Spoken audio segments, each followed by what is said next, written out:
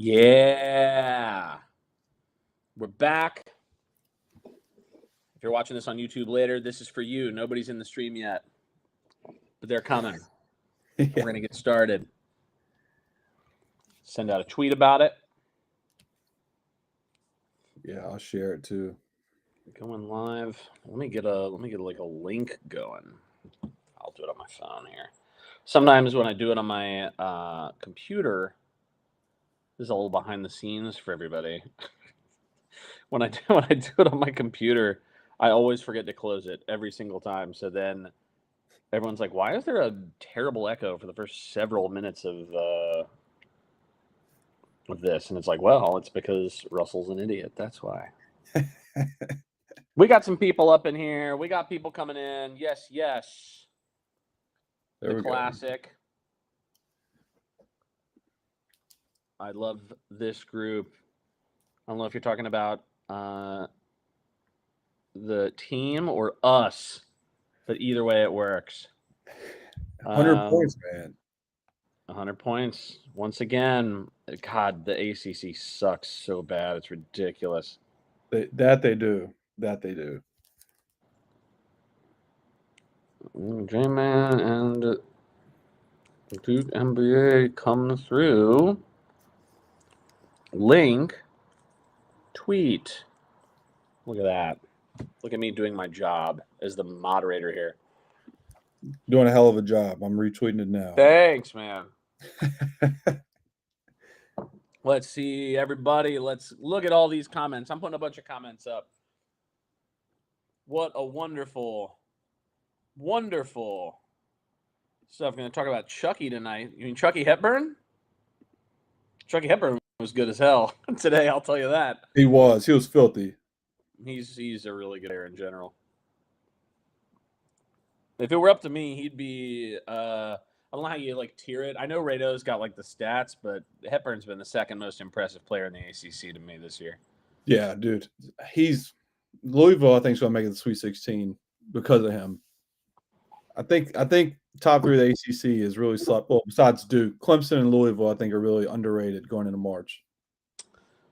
Yeah, it's hard to tell because the conference is so bad. But I generally agree. I don't know. Yeah, I don't know. It's also like Louisville's such a brand new team. For sure. It'll be interesting, but they got a really good coach. Clemson, we kind of know what they are, but they're solid. Yeah, I mean, I could see Clemson do the Miami run a couple of years ago where they made the Elite Eight, and then next year they made the Final Four push. I don't think they'll go Final Four this year, but I think they could get back to the Elite Eight this season. Yeah, I mean, ever since the game against us, they've been beating teams by double figures. I think they just kind of got it figured out. Yeah.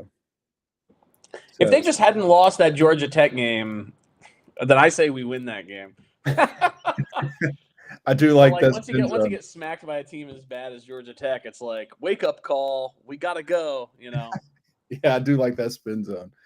I like the question of who gave Slim the ultimate green light. It's a great question. I think God did. I was literally about to say God did, dude.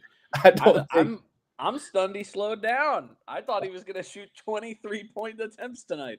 I got to pull up the box score. I mean, yeah, I've got it here. I don't know how to put it up on the screen. Oh wait, maybe it's like this. All right, wait, hold up. I think I know how to do this now. Let's see. And then we're going to get this show actually started. What if I do this? Allow to share window. Oh, no. I don't want to do that. No. Off. How do I... Mother of God! Don't worry, Russ. I got it on my phone. And then people that are watching, there you go. So stupid. I don't want that, though. Get it away from here. How do I change the window? Oh, God. What has he done? What has he done? Replace screen sharing. Here we go. No, that's what I want. I want this. Share this window. There you go. We figured it out. Let's go. You got to change the there. Moderator. Not a problem. Moderator, no problem. Let's see. Maybe it's this way? No. This way? I'm just playing with all the screens here. We're gonna think you had find it the right right. one. It's this one. It's this one. There you go. Okay. Great. I don't know why there's a black box in the middle of that. Maybe it's because Go back to the one where we're on the bottom. maybe like this. Maybe like that. That's better. That's pretty good. I'll take that. I gotta look like this. Yeah, you and I have to look like that. But yeah, 13 threes. I want somebody he said don't share the window. No, there's nothing questionable up though. So, come on, I'm smarter than that. No, I want somebody to look up what the record is for most 3-point attempts in a game by a player for Duke. I mean, you got to go back to JJ probably would be my guess, but man, oh day. Yeah, I mean, but wait, Zion, is he in? I think so. Maybe. Let's find out. No, I don't think so. If he is, his camera's not on. Yeah. Yeah, I don't know what that is.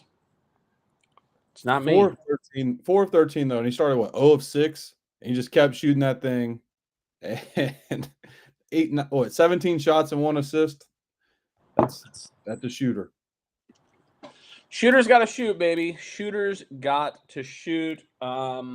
Let's get this show started, shall we? Yeah, let's do it. Here we go. The three of you guys, man, thank you for what you guys do, and appreciate you guys having me on. We were trying not to score and everything. We hit about 33s or something. Yeah, I mean, we kind of felt that. We kind of feed off that energy. This place is amazing. Like I really love Duke, and I love the atmosphere I'm in here. Mark Williams, beast mode. Paolo first half, he had the cramping stuff. Fair enough. Beast mode.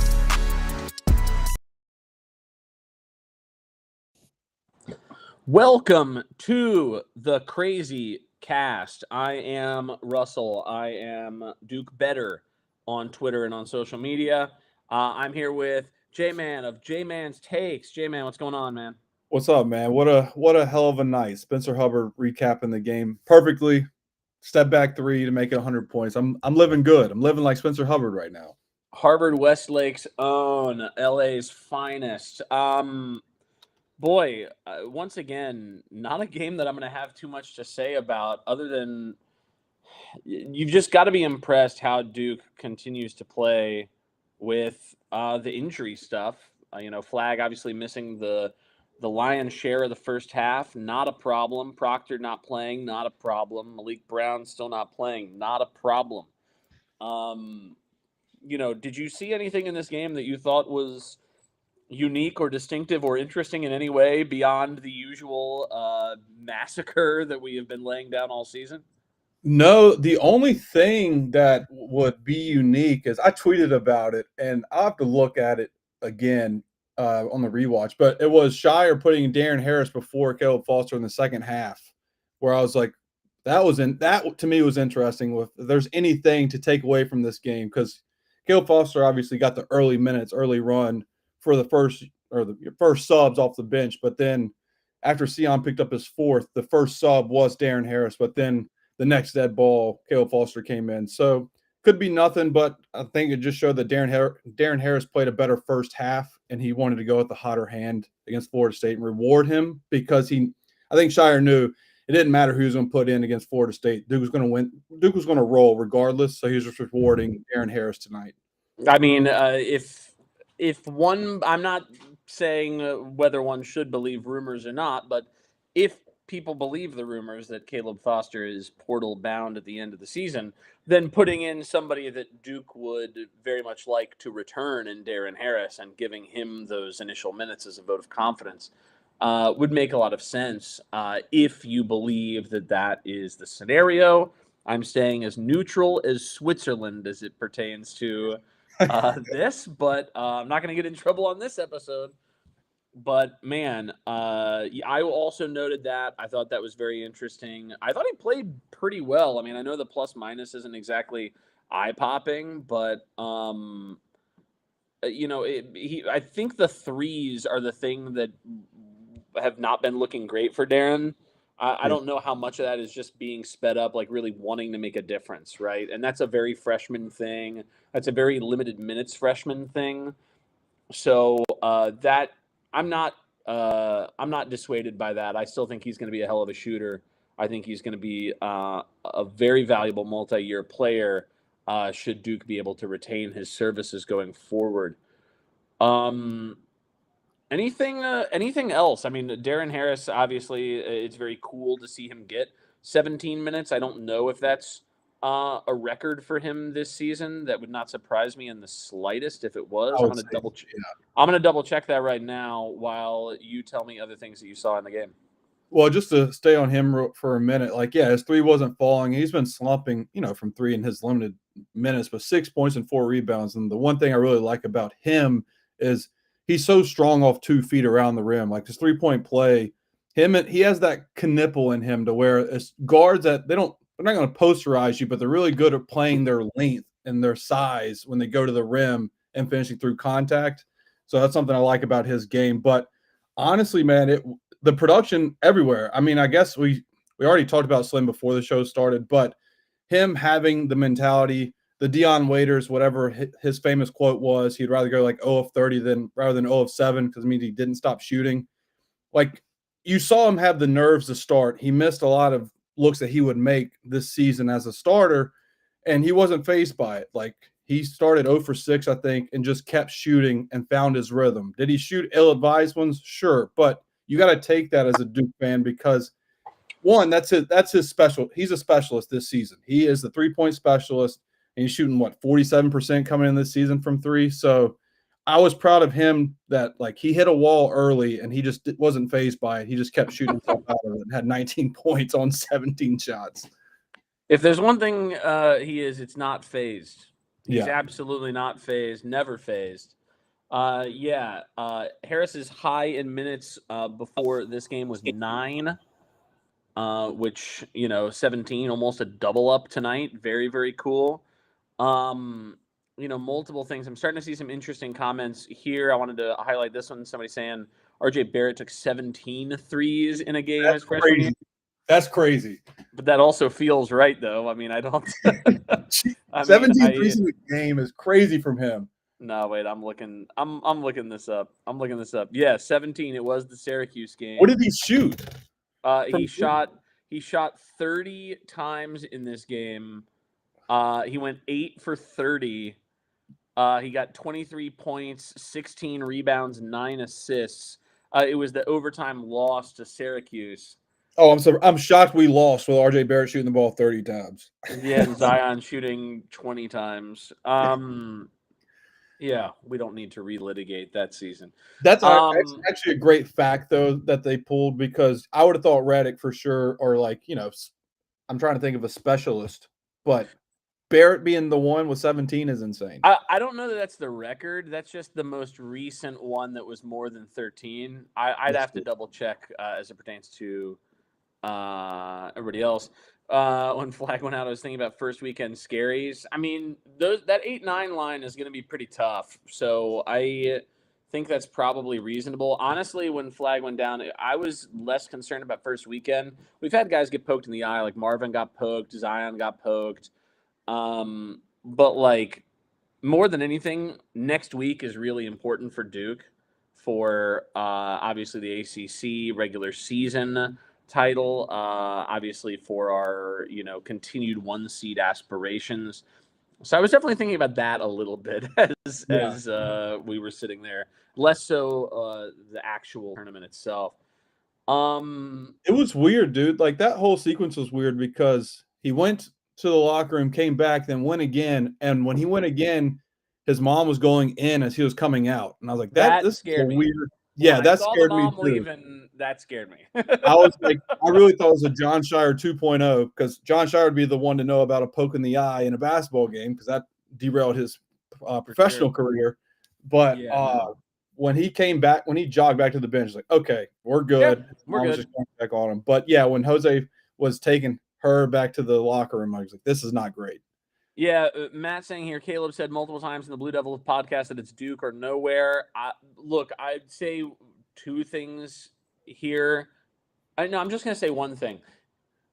I feel like so many players, not just Duke, but everywhere during the NIL portal era, are going to say something exactly like this until they're no longer like on the team and they're in the portal, right? Yeah. I was told very explicitly about a player who wanted to be a Duke player and remain at Duke, who also ended up in the portal. So like, it happens. Your intentions can be good, and you can still end up in the portal. So that has nothing to do with Caleb as a dude or the roster or returning players, anything like that, and has just everything to do with it's really, really hard. I think that in general, you have to think about every offseason about who is Duke going to recruit to come back, right? It's not just who are you recruiting to join. They have to convince, even players that we're taking for granted will be back, right? You got to make sure Malik Brown knows that we love him. We got to make sure Big Pat knows we love him. Isaiah Evans, if he returns to school, has to be of the utmost highest priority.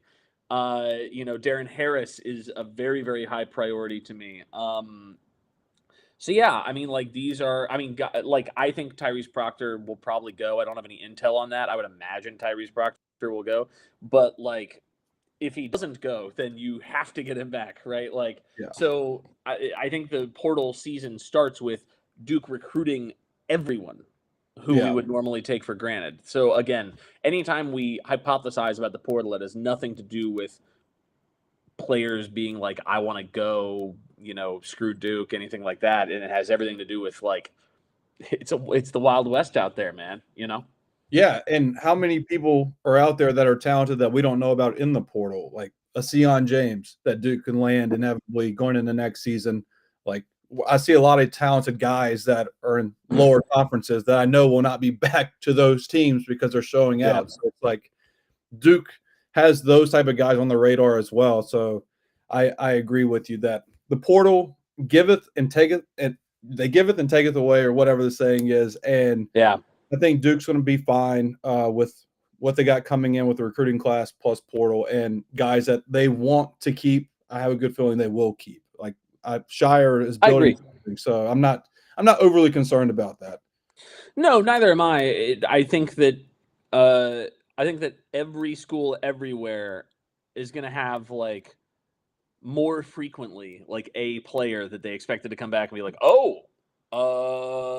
weren't expecting that. Okay, right? Like, and I think that Duke is specifically at an advantage compared to other schools as it pertains to that, given the resources, given the title contention, given everything else. But also, you never know. You just never know. So it also, so much of it comes down to, do you want to be a guy without guaranteed minutes, without guaranteed starter position on a title contender, or do you want guaranteed minutes, guaranteed starting position, guaranteed NIL, whatever, on a team that might not be a contender? We've seen Duke transfers make that decision before. So, it's what it is. Chris saying, you aren't 15-1 in the ACC, winning by an average of 20 plus because the ACC is down. This team is absolutely special. Well, it can be both things, right? By the way, everybody should leave comments and ask questions, because we don't have anything interesting to talk about in a game where we complete it. This podcast has become so boring because of these blowouts, which I love so much. We don't have a lot to say about them. I think it can be both. I think that the ACC is very clearly down. It's one of the worst power conferences in ever.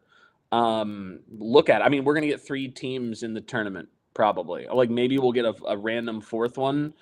I would say that certainly only 3 are safe. SMU lost today, correct? Right. It would be what? UNC or Wake Forest would be the 4th off the top of my head? I would have to see what the numbers are. I would guess that people would maybe think it's Wake Forest, but God, they're so... They piss me off. They're very talented. They're very talented. I don't want to say, especially because we play them Monday, I don't want to like totally take it for granted. But they're very talented, but their results have not been up to snuff this season, in my humble opinion. Yeah. So like, but us winning by an average of 20 is proof that like Duke is, covering the spread. We're exceeding expectations. We're crushing it in that respect. Covered the spread again tonight. I'm going to look up what Duke is on the year against the spread because I think that might be an interesting statistic as well. We're 18-10 now, 19-10 against the spread. Same as Clemson, actually. Funny enough, Louisville 17-12 against the spread. Although, what happened in that game today? Louisville pulled it out. Let me look. I think They did. Oh yeah. I mean, wow. Holy moly! It was like a one possession game with a couple minutes left. I guess. Yeah, they won by 11. Jesus Christ. They ran away at the very end. Anyway, the ACC sucks and Duke is really good. Both of those things can be true. Yep. Who did Duke play again? FSU. Here's a really funny anecdote. I grew up in Florida, and so I grew up in Jacksonville. So my mom, for my Christmas, would get me tickets to the Duke FSU game at FSU every year, and we'd take like the Greyhound bus out, and we'd watch the game, and then we'd bus back. And so it was very cool. I was very indoctrinated very early on, right? But man, we were there during some hard times. We were there during some good times. And when I became like a high schooler, nobody who listens to this show will be surprised at all. I was brutal at taunting FSU fans who absolutely would have beat my ass. Like, in a huge, huge way. Like their big chant is like FLORIDASTAT. And so I would say something like, boy, they had to look up how to spell that, Just run in your mouth. Oh, run in my mouth. So tough, man. But I was there when like Sam Cassell was there and Bobby Suro was there. I mean, like I was there doing some really special. I found out recently that I was there for Leonard Hamilton's first game against Duke as the coach of FSU, which he won to his credit. I mean, not a fun game for me to go to. Yeah, that's pretty awesome. And also, I want to bring up a really good job by Duke honoring Leonard Hamilton before the game, like giving him a little montage to credit him for all he's done at Florida State. I thought that was pretty classy. And it's going to be weird with him not on the sidelines at Florida State going in next season. Oh, we got a special treat here. There he is from Cameron Indoor Stadium. The man himself. Yes, sir. Yes, sir. What's good, y'all? What's up? We're just kind of taking questions from the crowd because there's not much to talk about as it pertains to the game. Tell us what you saw being the official media member of the Crazy Cast here at the Duke FSU game tonight. Talk to us. It was a great experience. I mean, Cameron is crazy. Like, wait, how many times have you been to Cameron? I've been to Cameron maybe twice, but never for a game. Whoa, never for a game. Wow. Okay then. Sure. Yeah. So the 2 times I came, it was the spring. I was staying at my brother's dorm, then his graduation. So like this was like crazy experience. Like Cameron is. I was sitting on press row, the crazies all on my back, unfortunately. But the atmosphere is amazing. I understand why they don't lose anymore.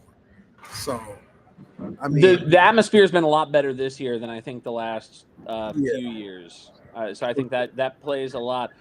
Kale says, Zion, give us your beast mode. I don't think he's going to be able to do a beast mode rant the way that I did for that game, considering I was tilted on the sauce a little bit for that game. And Zion's he's an official media member. He's behaving himself. Chill, don't do that. Don't do that. I don't want to be in that. I don't want to be in that group, But no, he's official. He's official. I was unofficial at the game. He's official. No, not official. My dog agrees. Man, everyone played well, man. I mean, Isaiah, people were mad at him taking those shots. I thought a lot of those shots were great shots. He just missed them. And shoot, I would love to see Isaiah get a game in where he could get 17 shots off. I thought that was great. Darren played. I just talked to Darren. Nice. That was good to, for him to get some minutes tonight. You told him to come on the show? We're supposed to have him on the show. That's what I'm saying. Yeah, maybe Maybe in the offseason, though. I don't think they're gonna let us have him on now. But Yeah, I think cameo, man, just a cameo, just a little peekaboo, you know what I mean? Cooper, man, I'm glad he got the numbers today. I'm just glad he got the numbers because, we got to move. We got to move that agenda, that National Player of the Year agenda. And Janai Broom had 9 points tonight. Auburn won convincingly without him, the Mr. National Player of the Year. So I needed some good numbers, and he got hurt in the first half. I was getting scared, but came back out and cooked, so we can still move with that agenda. I think that's the biggest takeaway tonight. But yeah, I mean, that was when I saw his line, I was really impressed. That was like the quietest 16, 6, and 4 that like I've ever seen because he was not in the first half. Coop, I mean. When I saw his line, I kind of assumed it was like 12 points, a few boards or whatever. When I saw 16, 6, 4, I think 2 steals and a block also, something like that. I didn't even realize that all the Ken Palm stuff I was looking up is on here. My bad, guys. I'm not used to doing all this. Whatever. At least I wasn't looking up something shady, you know what I mean? But yeah. Leonard Hamilton just walked by.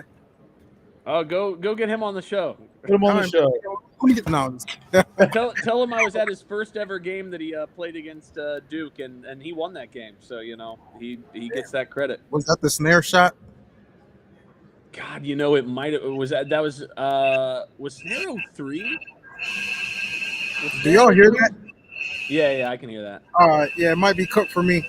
I made a little cameo. I got to go to the Shire. Go do the thing. Get some good exclusives, some insider exclusives. I'm not gonna get any exclusives, but it's public. It's a public interview. We know if anyone can do it, it's you, Zion. We believe in you. if I'm free and y'all still on, I'll join later. All right, sounds good, man. Go. All right, fellas, appreciate y'all. All right, let's get back into these comments because there's so many of them. Monty said most decisions for the summer, for the most part, locked by this time of year. I'm not convinced of that. For what it's worth, Monty, I've heard of people changing their mind in either direction. Honestly, so that can definitely happen. I'm glad you're enjoying the Spin Hub ticker, man. What a fun time that was! I tell you what, if I know we had a bunch of plays to choose from when he made that 3 in the other game. And he was not number 1 in the Duke MBB Instagram top 5 plays. Literally every comment was like Spin Hub robbed, Spin Hub should have been number 1, etc. So I hope they make him number 1 this time. I feel like FSU length bothered us on offense a little bit. I mean, what was our? I mean, we scored almost 1.5 points per possession for the game. Like that, we shot like 7 of 29 from 3 and scored 100 points. So it's like, and most of those threes were good looks. I mean, it was comical in the first half. There was a couple possessions, missed a 3, got offensive rebound, kicked it out, missed another open 3, and then they got a rebound. But it felt like we missed a lot of easy ones, and we still scored 100. Even in the first half, when we only shot 38% from the floor, 26% from 3, still scored 1.3 points per possession. Like we had 12 offensive rebounds. That certainly helps, right? Like, yeah. And I tweeted about it too. Obviously, it was like with 5 or maybe it was like 8 minutes ago in the game. Duke had 16 assists to 2 turnovers, and the 2 turnovers were Sion James. One was an offensive foul. He pushed his guy. So, like in terms of the length, I felt like Duke. It didn't really bother him too much. You only have one turnover to 16 assists and an offensive foul. Yeah, I hope Foster stays from Paris. I hope that Foster stays too because I never like to see players leave. I just want players to get what they need out of Duke and to stay forever. But I also realize that some dudes are just going to want something different. I don't know that that's Caleb. But again, in the NIL era, this goes back to what we were talking about before. We're going to see players that we would assume would want to stay in a place who we don't know what they're hearing from somewhere else. We don't know what they're hearing from their home base. We don't know what they're hearing at all, right? We're not privy to any of that. So I hope he stays, but that's me being selfish. What I want more than anything is for him to do what's best for him. Correct. Yeah, I agree 100%. I just want him to be where he feels comfortable at. What he wants, what's best for him is what I want, because at the end of the day, that's what matters the most. And if that is staying at Duke, that's great, because I'd love to have him back for year 3. If it's somewhere else, I wish him nothing but the best, and I feel like Duke can fill that void as well. So it sucks to have that type of conversation, obviously, but it's college athletics, and it is what it is. But I think year 3 Caleb Foster would be pretty good. I think he'd be more consistent than he has shown, and I think, like I said, year 3 would be great for him. It's also a conversation that like every player is going to have. Just every last one is going to have that exact same conversation. So, we'll see. It's hard to. I don't really like speculating, but really more than anything else, it's whatever they think is going to be best. And you know what? Sometimes players choose what they think is going to be best for them, and it doesn't turn out what's best for them. Sometimes we think them leaving is not in their best interest, and then it very, very much is. It doesn't matter across the board. We're just fans. We're on the outside. Brandon says, Cooper said, F this. I got a player of the year run to think about. I definitely thought that when he came back in. That crossed my mind in a big way. Yeah, I thought, dude, that was crazy, because when he got hurt, I was selfishly thinking, like, damn, like, Broome had 1 point at halftime in his game. This would have been a great time for Cooper to really separate himself, and then he was out. But luckily, John Rothstein was wrong and said he was probable to not return, and then he started the second half and had 16, 5, and 5 or whatever. And I think, 16 points in 20 minutes is still pretty darn good. And he was getting beat up. He was getting beat up. I mean, that's going to happen the rest of the season too. Yeah, I mean, the one where he scored and he shrugged, like, what else do I got to do? I mean, he got hit in the face and the arm at the same time by 2 different guys, and the ref just swallowed the whistle, which was crazy. The one thing I do want to talk about, the officiating in a blowout, when there's 20 fouls with 9 minutes in the second half of a 30-point game, they called a foul on Duke before Spencer Hubbard hit the 3 to make it 100. They call a foul on a baseline out of bounds. I'm like, just let the clock run. Why are you being Superman in a blowout game? Yeah, my only assumption. Well, there's 3 things that I assume in these sorts of situations. 1, they have money on the game. 2, 2, they might just not be doing a great job. But 3, and I think this is probably the case a lot of the time. I don't want to say all the time, but a decent amount of the time.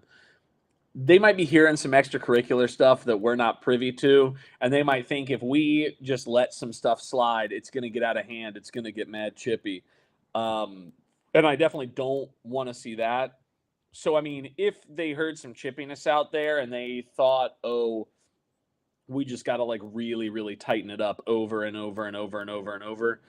I hated it. It made for unwatchable basketball, but I'm not privy to what's going on the court. But again, maybe they suck. Maybe they are, trying to. If they were trying to skew the number, they did not do a good job. I'll say that. So maybe it's not a good thing to say either. Another thing I would like to talk about real quick, Russ, is Malawak having a double-double against the length of a Florida State team who is so tall. He had 14 and 10 and 22 minutes. Yeah, 22 minutes, and 4 of his rebounds were offensive, and against a really tall team, and he was 6 of 6 from the line. Like, a really good game for him in 21 minutes. So that's, again, I don't even think about that when I see the 100, because one, Isaiah Evans' shots are the first thing come to mind, and then Spencer Hubbard. But 14 and 10 from Malawak is awesome. Yeah, that's a good game from him. I don't want to completely surf KenPom on the open window again, but I would imagine that Florida State's defense, I mean, yeah, they're 68th in defense, 93rd in 2-point percentage. Their height is 4th in the country, but also I sort of feel like that's a little misleading. They also didn't have their best player tonight by a lot, or at least what I think has been their best player over the course of the season, who would have been their big man, and that could have changed things substantially. Obviously, I think it wouldn't have made them win the game, but it might have made the cover a bit more of a challenge potentially. Is this whole show just Duke? Yes, it's just Duke. It's a Duke show. Yeah. Your name's Duke Better. I mean, this is a crazy Better. There's a lot of comments here.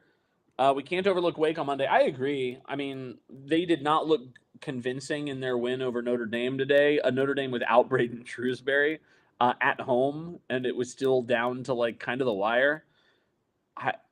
There's They look clearly bad.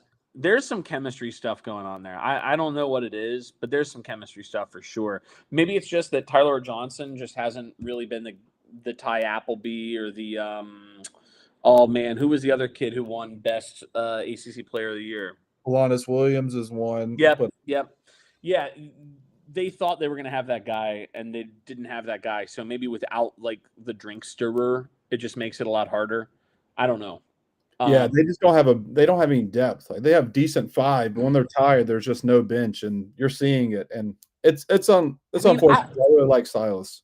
Honestly, dude, like I think they've got more than that. Like they've got, like, I know Hildreth, like the ball sticks in his hands, right? Yeah. But like Hildreth is pretty good though. Salas is obviously good. We know what Spillers is definitely good. Efton Reed definitely good. Juke Harris for a freshman, I think, is terrific.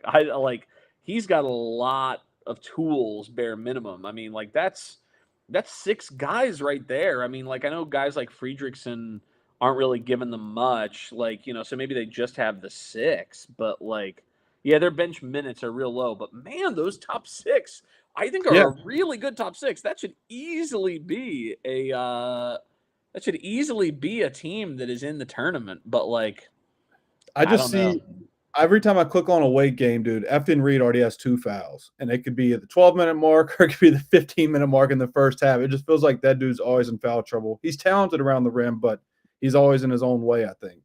Yeah, UNC doesn't deserve to get into the tournament from the method. Hey, Duke can do something about that.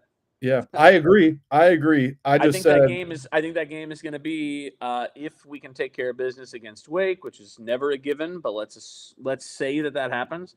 It'll be for the regular season title for us, and it'll be to more or less ensure that UNC can't get in. And for UNC, it's a win or you're not in. I mean, it's a very high stakes game, assuming that, you know, Duke wins on Monday night. Would you think that UNC, like, if they lost to Duke, so they keep winning, but they lose to Duke, but then they win, I don't know however many games it is in the ACC where they'd be ranked, but they get to the semifinals of the ACC and lose. You think that's enough or no? It just depends who they probably beat. Not. I mean, they'd have to beat Clemson or Louisville or Duke. Yeah. And even then, it's going to be close. I think. I think that teams like UNC, Indiana, John Calipari, obviously Arkansas. I think that these are teams that are going to get a bit of a bump because the committee wants them in. So they have to, like, very clearly be not in. And I think that UNC, if Duke can beat UNC at UNC, which they will be favored, but I always throw the number out the window when it comes to Duke UNC. If Duke can take care of business, then I think UNC probably needs to make the finals of the ACC tournament. And even then, we've seen before that the ACC tournament doesn't mean a great deal to the committee, or like committee tournaments don't matter a great deal to the committee beyond a certain point. So I really do think it's a win and in next Saturday for UNC. You know, is this the best Duke team since 2001? So presumably saying that because on KenPom,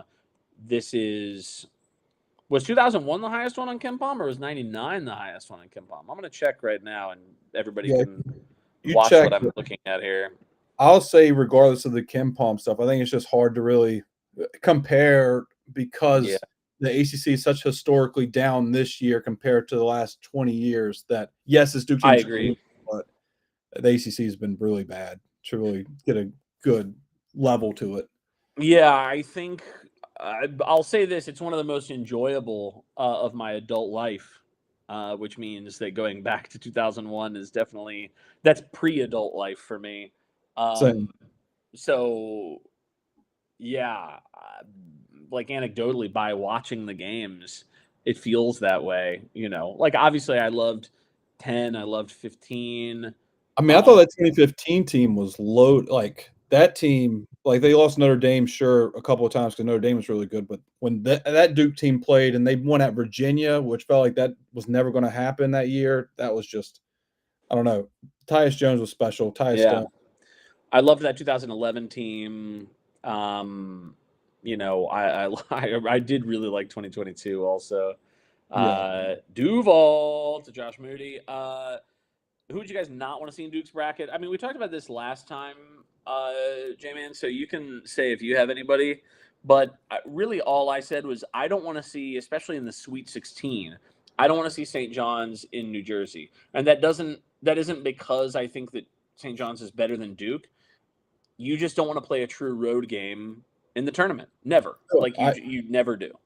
Correct. I 100% agree with you. I mean, I said this on my podcast. Was like, just think about Duke when they had to play South Carolina in the first round because I bring that game up all the time. It's etched in my memory. Carolina, because back then the laws weren't passed or whatever, so they moved from Charlotte to Greenville or wherever it was, and it was a home game for South Carolina. They make the run in Final Four. Hey, really good team, but that Jason Tatum team should not have lost to South Carolina, and it was a home game. So yeah, I don't want to play.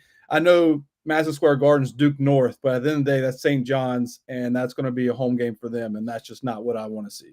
Also, Newark, I think, is different than Madison Square at the end of the day, too. Yeah, in fact. Ernie asking about how would we feel about playing UConn with the current projected brackets. First of all, projected brackets, you can really toss them all out, in my opinion. Cool. Secondly, if UConn was our 8 seed or our 9 seed, hey, man, I think UConn is going to force a lot of these guys out and try to start new next year. I don't know what they're going to do, but like when you watch that team, you're not overwhelmed with confidence. It's Dan Hurley, and their offense is very, very good. I don't think you want to wave your hand at them. That said, I don't know that I would be like, it wouldn't be one of those egregiously unfair 8 seeds. Like, honestly, the team that's going to be an 8 seed or a 9 seed potentially that I think would be egregiously unfair for a team to draw would be a team Gonzaga, who is a top 10 Ken Pom team. They've lost some games, granted, but they also have a great coach. They also have a tremendous amount of talent. They got a great point guard. They got a great big man. They've got a top 10 offense, right? Like that. Some team, I don't think that Gonzaga would end up in the East. I don't think, knock on wood, but like that's going to be a brutal draw for somebody. Yeah. Connecticut being the 34th team in Ken Pom, if they're an 8 seed or a 9 seed, I mean that tracks, right? That divide 34 by 4. You can figure out that's 8.5. That's right in that zone. So I don't know. Do you have any thoughts about UConn? They just, I mean, look, X's and O's offensively, Dan Hurley's really good at, but this team just cannot guard. They're always in foul trouble from anybody on that roster because they can't stay in front of the ball. And that was a problem in Maui, and it hasn't changed. Mahaney's non-existent now because he cannot guard. And so I just feel like Duke would have a field day scoring against them. But Dan Hurley would keep them in with adjustments, but it wouldn't be a game that I'm like, oh, God, this is on upset watch. Yeah. What are difficulties I see upcoming? I mean, I just don't think that Duke should take either of the games next week for granted, especially if Malik can't play. Like, if Malik can't play, then, Spillers and Reed are a fairly versatile 4-5. UNC obviously has to play small because they don't have any big men. So it'd be nice to have Malik back. And obviously, these are big games against some teams with some experienced stars. So it would be really nice to have Proctor back too. I know the report was like hinted that Proctor might be back at some point next week, maybe. I don't know if that means Monday. I don't know if that means Saturday, but I don't know. Really, the only difficulties I would see would be like injury related. J-Man, I gotta take care of something off camera, so you stall and talk for a minute while I do that. Yeah, I got you. Yeah, the difficulties I see upcoming are, what is the timeline for Tyrese Proctor? Even if he comes back next week, bone bruises, he could play through it, but I don't think it'd be 100%. I think you'd see 100% Tyrese Proctor probably the first weekend of March, hopefully. And then with UNC, not looking past Wake, but UNC specifically, they found something with Withers and Lubin. They've been scoring in the double digits for them as Ian Jackson keeps scoring in the single digits. So they're finding ways to score with their big men, if you want to call them big men for them, and the progression of RJ Davis. And I think Drake Powell is going to play a lot more in the matchup of Duke and UNC because he didn't play really at all in the first half against Duke, and that turned to be a blowout. He played in the second half, had like 12 points, and really showed he belonged on the court. So I think Drake Powell is going to play a lot more than you saw in the first stint, and then I think Lubin and Withers will play, and they'll be impactful for UNC against Duke the second time around. But yeah, so I'm reading some of these. Nate and Mint, you are a Blue Devil. We will see. Look, I'll tell you guys one thing. Recruiting right now in college basketball is insane. I was reading the Nate and Mint comment just saying you are a Blue Devil, Russ. I was just saying recruiting in college basketball these days is insane with so many strings you have to pull around behind the scenes. It's crazy. Yeah, I'm still not convinced he's Duke bound. I know there are people who feel that way. I know there are people who very strongly don't feel that way. I don't It's day know. to day. Recruiting is literally day to day. He could tell Duke that Duke's number 1 tonight, and then tomorrow Duke could be number 4 just because of the way the recruiting is. I've been a part of it. It's not fun. Yeah. When you see experts put in crystal balls and they get it wrong, I never blame the experts because I know what it's like to hear verbiage that a guy is committing, and then literally 3 hours later he's not. So it's a game of its own. And it could be a documentary, honestly, Russ. You could look into that as doing a documentary on recruitment of 18-year-olds. Yeah, I think, and I sort of alluded to this on a previous show.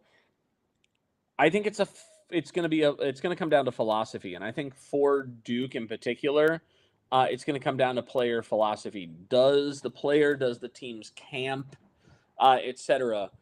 Are they looking for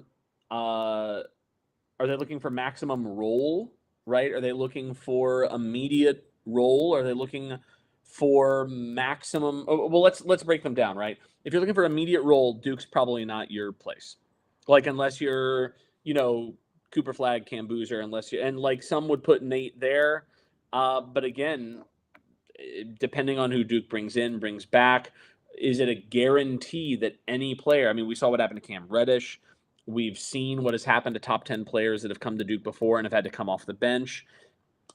I don't think that it's a guarantee when you come to Duke the way it would be at other places. So I don't think it's a guarantee. If you're looking for the highest possible NIL, I don't know that Duke is a bidding war school. I've heard that before, that Duke is not a school. If a team wants to come over the top and say, we're going to give you an exorbitant amount, Duke will say, okay, if you want to go there for that amount, then go.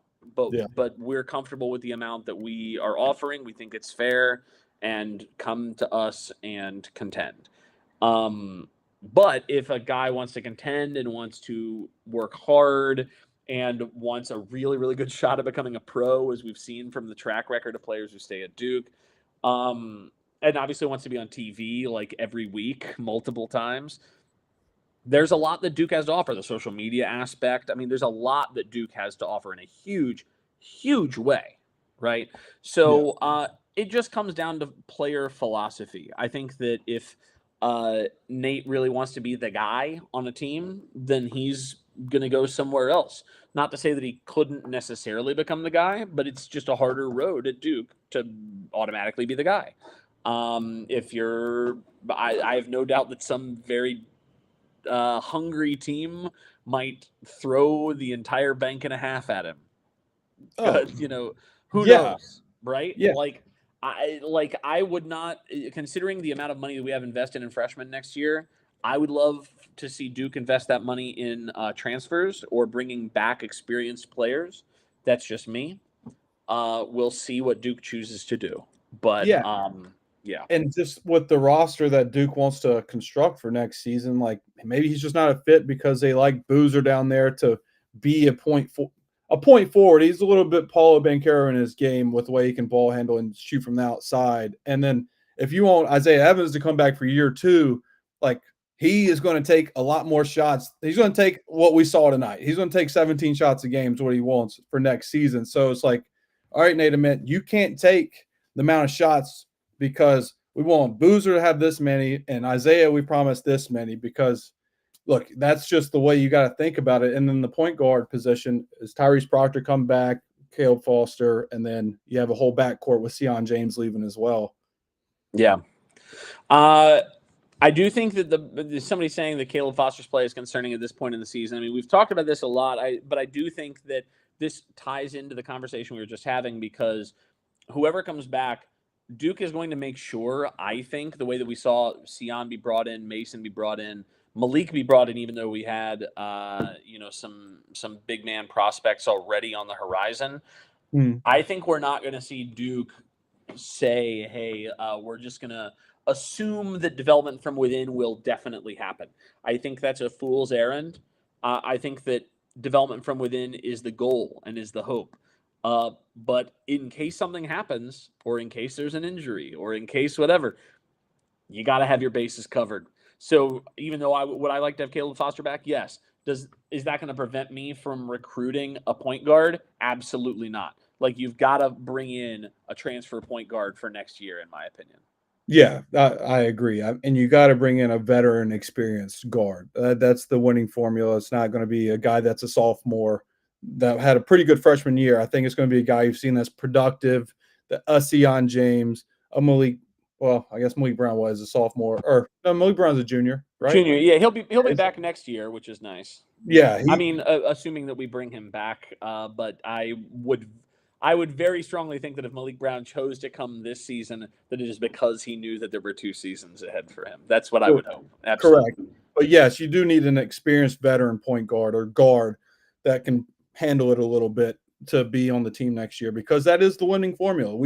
We've seen that, and that's why I think Sion James is arguably the most important glue guy in the country, because when Caleb Foster struggled early, we adjusted by putting Sion James in. If Sion James would have struggled like Caleb Foster has been, then I don't think this season's the way it's going. I know Cooper Flagg's great. I know Knipple's been great, but what Sion James does on a night in, night out basis is unbelievable. I mean, tonight he had like 7, 6, and 5, and we haven't even talked about him because that's just what he does.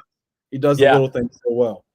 I mean, God, Khan was so good tonight. Like, Khan was incredible in that first half, just masterclass. I know the numbers don't even really reflect that, but he was so good. He led the team in plus minus, obviously. I mean, what can you say about this team? Even Mason Gillis, 9 point. I also loved like the physicality that Mason played with tonight. He's going to bring that. These are the sorts of guys. I never again want to hear the phrase Duke is bringing in a high ceiling project transfer, right? I never want to hear that. I only want to hear strong, versatile, mean, right? If you want to bring in somebody, if the word goon is put in there, like, I'd be totally down, right? Like, just bring in some goons to lay some dudes out. Like, I would love that more than anything else. One last question, and then I got to go. What are our most important factors that determine a championship team? J-Man, what do you think in this regard? Well, experience for sure. Like, obviously talent, but experience is the way to go. You always need a veteran. You need veteran pieces, which you've seen that we just talked about with the portal acquisitions. Sion James and Mason Gillis that are legit glue guy role players that are veterans that are in the big moments. And good guard play. I think good guard play carries you in March. Obviously, Cooper Flags has done a great job, and he is a special player. But I think your backcourt has to be on their A game. If you look at Duke's teams that have won national championships, the Nolan Smith, the Tyus Jones, like, those are type of teams that, to me, Jay Williams, I think good guard play carries you in March. Yeah, I mean, for those that are watching the broadcast, our D1 our minutes continuity 266 in the country is pretty low, but our D1 experience 129th. I mean, again, playing Sion as much as we have with his experience, Mason as much as we have, Malik when he was healthy, Tyrese obviously has had a good amount of experience as well. I think more than anything, for a team that shoots the three as much as we do, you just got to make them. Like, that's like the annoying thing to say, but like, if you look at our sort of quote unquote 4 factors We don't turn the ball over. We rebound well on both sides. We don't foul the other team. We do a good job defending our opponents. We do a good job scoring efficiently ourselves. I wish we prevented 3-point attempts a little more. There are teams that really look to make you an ISO team, and that's not really us defensively either. So, we'll see. Zion's trying to get back in. Maybe I'll let Zion back in, but I'm going to have to sign off. But yeah, I think more than anything, like the tournament, as annoying as it is all about, hey, let's find a way to make those threes. Let's find a way to make those baskets. Let's do the thing. Zion is back. Zion, I got to sign off so y'all can continue. J-Man, do you have the ability to end the stream from your end over there? No, I was going to sign off when you signed off because I got to bounce. Yeah, let's sign All right, off. so Zion. I was just seeing if you guys were still here. No, all right. Then say goodbye, Zion. All right, peace, y'all. We'll be back next week. Some great shows coming next week. Follow us all. Stay in touch. Adios. See you, boys.